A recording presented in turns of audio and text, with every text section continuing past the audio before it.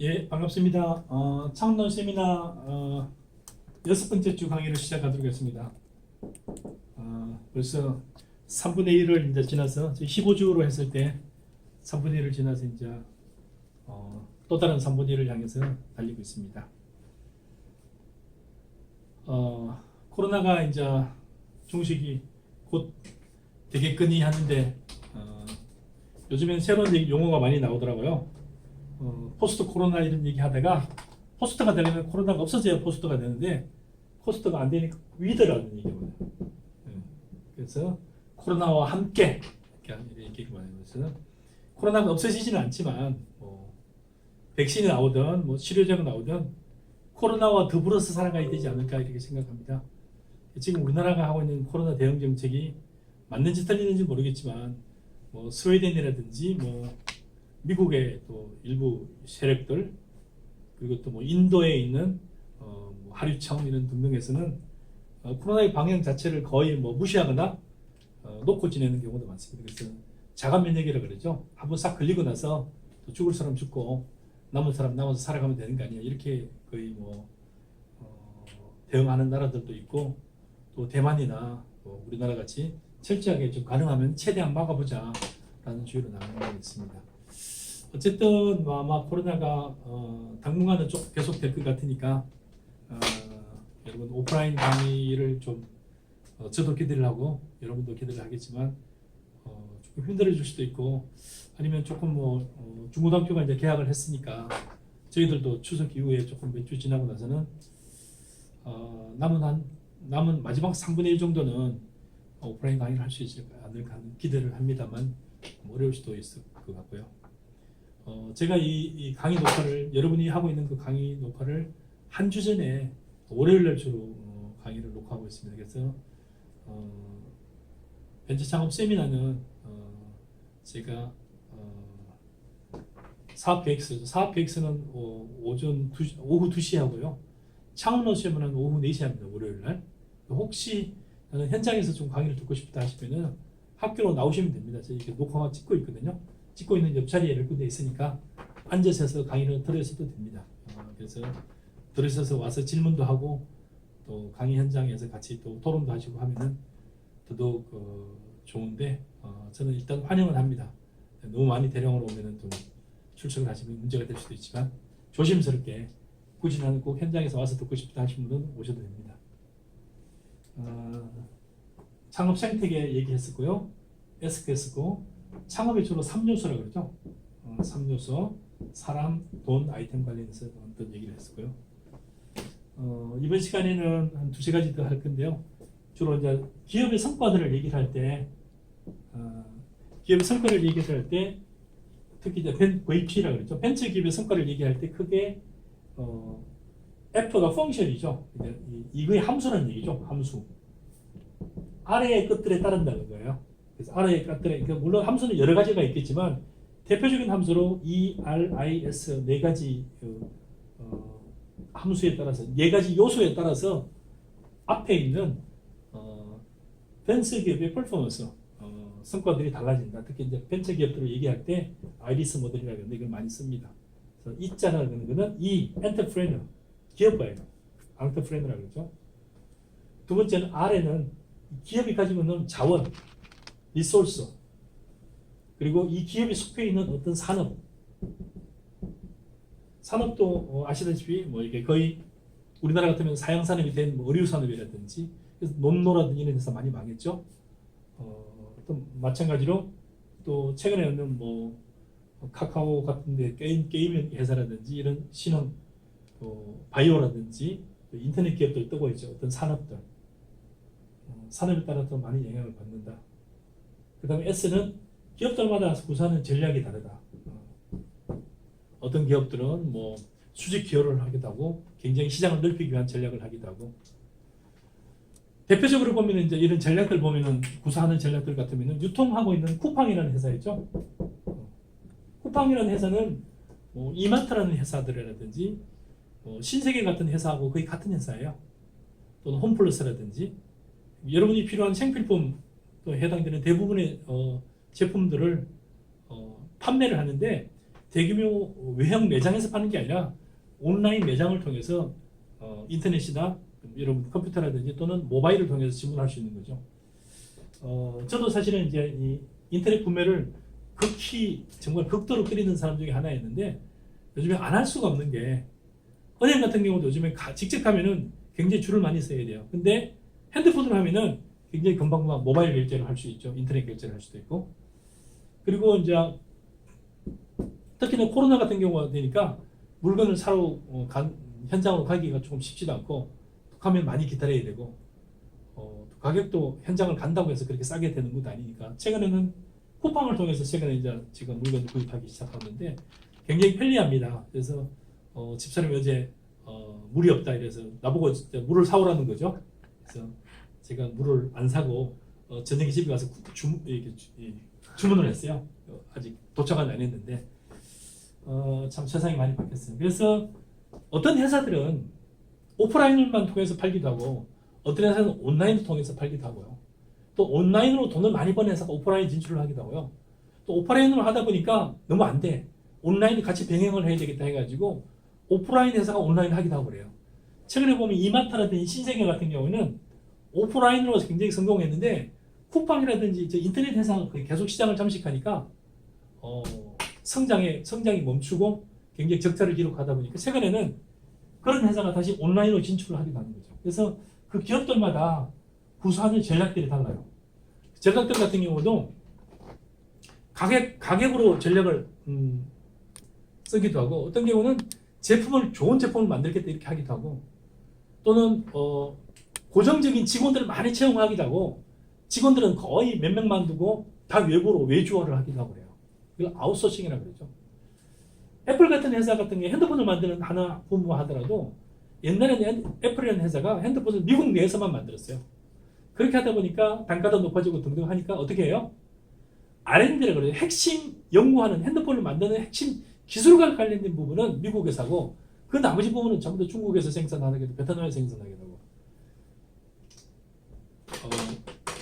핸드폰을 만드는 것만 하더라도 삼성전자 같은 경우는 핸드폰을 만드는 그 매니팩처링 제조의 대부분은 지금 어디로 가 있냐면요 베트남에 가 있어요. 그래서 베트남에서 만든 거 가지고 베트남에 팔기도 하지만 다른 동남아에 수출을 하기도 하고 또 우리나라에서 만든 핸드폰을 가지고 또 하기도 하고 특히 이제 아웃소싱 하는 거에 대표적인 보면은 여러분들 냉장고를 사러 한번 가보세요. 제가 가끔 냉장고를 사러 가다가 깜짝깜짝 놀랐는데 우리나라에서 만드는 냉장고가 거의 하나도 없어요. 삼성자 붙어 있는 냉장고를 어디서 만드느냐 보면 만드는 데가 저는 달라요. 인도네시아라든지 뭐 이런 거요. 심지어는 어떤 냉장고가 들어있냐면은 가격을 제가 보니까 삼성 대우는 한국에서 만들지도 않으면서 대우 엄청 가격이 높아요. 아주 작은 냉장고도 보니까 70만 원, 80만 원 이렇죠. 근데 똑같은 냉장고인데 사이즈를 얘기하는 거죠. 근데 터키에서 만든 냉장고는 그거의 한 반값보다 조금 비싸요. 그러니까 뭐 40만 원, 38만 원 이런 거죠. 이거는 무슨 결과냐? 이런 것들이 결국에는 그 기업들이 구사하는 전략이에요. 결국에는 우리 회사는 무엇을 만들 것이냐? 그리고 무엇을 만든다고 하면 어디서 만들 거냐? 이 만드는 거에 결국에는 플레이스는 어디로 할 거냐? 그리고 만들었다면 어디 갖다 팔 거냐? 그래서 등등과 관련돼 가지고 고민들을 많이 하죠. 그래서 기업들의 전략에 따라 다르다. 그래서 기업의 성과가 그 기업이 가지고 있는 어떤 기업 가정 역량, 경영진이라든지 CEO 역량, 그리고 그 기업이 가지고 있는 자원들. 자원은 또 여러 가지예요. 뭐 자원은 여러분 아시다시피 보이는 자원도 있지만 보이지 않는 자원도 있고요. 여러분들이 가장 궁금해하는 거는 나이키 같은 회사 보세요. 나이키가 도대체 뭘 가지고 있는 걸까? 나이키가 만드는 제품의 대부분은 나이키가 만들지 않아요. 어떤 거는 뭐 네팔에서 만들기도 하고, 어떤 거는 뭐 미얀마, 캄보디아에서 만들기도 하고, 뭐 이런 거거든요. 그래서 그럼 나이키는 그럼 뭘로 가지고 나이키라는 그 신발 제품의 가격을 받느냐? 그게 브랜드 네임이거든요. 그럼 브랜드의 퀄리티는 어떻게 유지할 거냐? 등등과 관련된 이거는 마찬가지고 기업이 가지고 있는 자원인데 그 자원은 무슨 자원이에요? 브랜드 파워인데 브랜드 파워는 보이지 않잖아요. 보이지는 않지만 뭐예요? 사람들 머릿속에 박혀 있는 거죠. 아, 나이키도 원래 제품이 좋아 뭐 이런 거 있잖아요. 이 브랜드 파워만 가지고 먹고 사는 회사가 어떤 회사예요? 고가 제품 회사들. 에르메스라든지 뭐 루이비통이라든지 뭐 이런 회사들요. 왜 에르메스나 루이비통 가방을 그렇게 살려고 할까? 왜냐면 그 기업들이 가지고 있는 오랜 나름대로 전략이 있어요. 이 전략이 무슨 전략이에요? 차별화 전략이죠. 우리가 만드는 제품을 사는 사람들은 고객이 달라. 그래서 고객을 차별화한다든지 가격도 원래 이거는 수요 공급의 법칙에 어긋나요. 원래 수요 공급의 법칙 그래프를 그려보면은 이게 공급 곡선이고 이게 수요 곡선이거든요. 이게 프라이스고 이게 퀀티티인데, 예를 들어서 가격을 낮추면은 수요가 여기에서 수요가 이만큼이 늘어나요. 팔리는 물건이 가격을 낮추면 따라서 원래 이만큼만 팔렸는데 이만큼이 더 팔리는 거죠. 가격이 낮추면은 가격이 더 많이 팔린다는 게 수요 공급의 법칙에 의해서 결국에는 뭐예요? 수요 공급에서 가격이 결정되는 그 가격 법칙이에요. 근데 이 가격이 유일하게 사치품에 관해서는 고가품에 관해서는 벗어나요. 그러니까 가격을 낮추면 오히려 안 사. 루이비통 가방이 그냥 남대문의 가방은 2만 원인데 루이비통 가방은 그냥 15,000원으로 할래. 아무도 안 사요. 그냥 루이비통 가방이 200만 원인데 조금 싸게 해서 230만 원 할래. 그러면은 원래 250만 원인데 230원 조금 10% 할인할래 하면 또 줄을 서요. 원래 루이비통 가방이 에르메스도 마찬가지죠. 주문하면 맨날 가면 매장에 있는 게 아니라 네 갖다 드릴게요. 보름 내에 도달되게 할게요. 한참 사람들로 하여금 뭘 하는 거예요? 기다리게 하는 거예요. 왜냐면 에르메스는 특별하니까. 이게 무슨 전략이에요? 에르메스가 싸서 사는 게 아니라 왜 사는 거죠? 차별화되기 때문에. 무슨 차별화요? 가격 차별화고 고객 차별화죠. 이거는 무슨 전략이죠? 이 회사의 전략인데 이 전략을 구사하는 그 속에 있는 속내는 뭐예요? 속내는 결국에는 우리 회사 브랜드는 에르메스라는 걸 달고 다니면은 사람들이 알아준다. 그리고 너를 더 높이 평가한다. 그래서 실제로 보면 우리나라가 특히나 고가품에 관해서 엄청나게 리스펙트를 해요. 과잉 리스펙트를 해요. 고가품에 과잉 리스펙트를 하세요. 그래서 그 대표적인 결과가 뭐냐?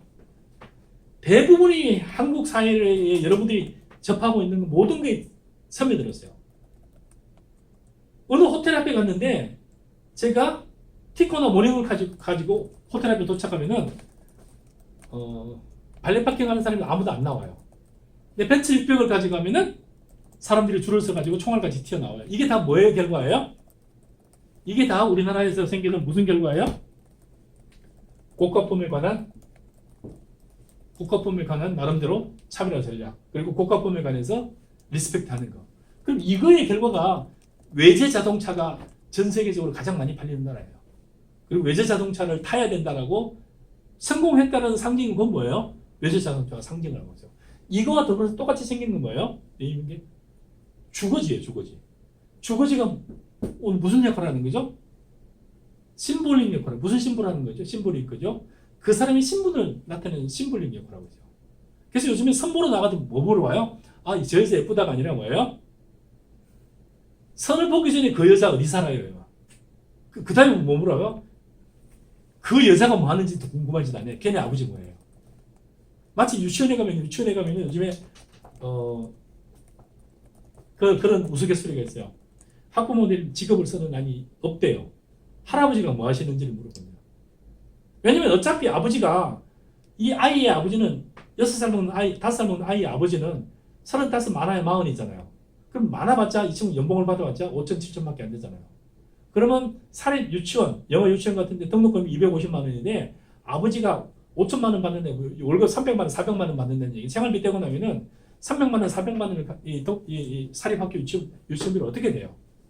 결국 누가 돼야 된다는 거죠? 할아버지가 돼야 돼요. 그래서 할아버지가 뭐 하십니까를 물어본대요. 그래서 아버지가 뭐 하냐고 물어보면은 오히려 금기를 건드리는 거예요. 아버지는 대부분 놀고 있거나 변변한 직업도 없는 경우는 많대요. 그래서 할아버지가 많은 집안입니다. 그래서 누구 손주입니다. 이렇게 돼요. 주택도 마찬가지예요. 오늘 주택 같은 경우도 지가 살 능력은 없지만 상당히 선을 보러 갔을 때 어디에 사느냐를 물어본대요. 어디에 사느냐는 그건 뭐예요? 그 동네가 그 사람을 규정을 하는 거죠. 그래서 많은 현상이 나타나는 게 그래서 강남 집값이 안 떨어진다는 얘기도 있고, 그래서 강남에 사기꾼들이 되게 많다는 얘기죠. 왜요? 살 형편은 안 되는데 원래 어떻게 하는 거예요? 사는 것 같이 가장을 하는 거죠. 어쨌든 결국에는 다시 브랜드도 그런 역할을 하는 거죠. 그래서 나오는 또 다른 산업이 무슨 산업이 나오는 거죠? 짝퉁 산업이 나와요. 그러니까 루이비통 가방을 들고는 다니고 싶은데, 루이비통 가방 들고 다니는 사람으로 대우를 받고 싶은데 어떻게 하는 거죠? 그 루이비통 가방 짝퉁을 가지고 남대문에 사는 거죠. 자동차도 마찬가지죠. 어떻게 한다고요? 자동차를 못 사니까 어떻게 해요? 리스를 해가지고 벤츠를 몰고 다녀요. 주택도 마찬가지예요. 그 굉장히 비싼 강남에 아파트 살지 못하는데 뭐예요? 새를 살면서 마치 거기 사는 것 같이 하는 거죠. 그래서 이런 효과들 보면 부동산 논문들도 제가 제 지도를 많이 하는데, 강남 주택에 관한 강남 주택 구매하는 이유가 뭐냐, 구매 가격에 영향을 미치는 구매 의욕에 영향을 미치는 요인 같은 것까지 보면은 여러 요인들이 많이 나와요. 어쨌든 이런 등등에 따라서 기업의 가치들이 달라진다. 그래서 창업론에서 그 창업 기업을 평가를 할 때, 그래서 이렇게 평가를 한다는 것 속에서 만약에 여러분들이 어떤 창업 기업을 평가를 하거나 기업을 평가를 할 때는 창업을 할 때는 하는 사람들은 사람, 돈, 아이템이 준비되어야 되는데 어느 정도 준비되어야 되냐, 사람이 얼마나 좋으냐, 돈은 얼마나 가지고 있느냐, 아이템이 어떠냐 라고 할 수도 있겠지만, 창업의 3요소를 가지고 또는 이런 아이리스 모델을 가지고 그 창업 기업이나 회사를 평가할 수도 있다고 보면 됩니다. 그래서 3분의 1 강의를 제가 쭉 하면서 했던 내용들을 간략하게 살펴보면요, 창업이 도대체 뭐냐 라는 부분을 첫 시간에 쭉 했었고요. 창업의 시대적 의미는 뭐냐, 그래서 글로벌 구조가 변화가 되고 있다. 그 다음에 지식 기반 경제 시대에 도래했다. 또 새로운 경영 모델이 많이 나오고 있다 등등 얘기를 했었고요. 그 다음에 우리가 이제 왜 하필 창업이냐, 왜 창업을 알아야 되고, 왜 창업인가 해서 했던 게 결국 뭐예요?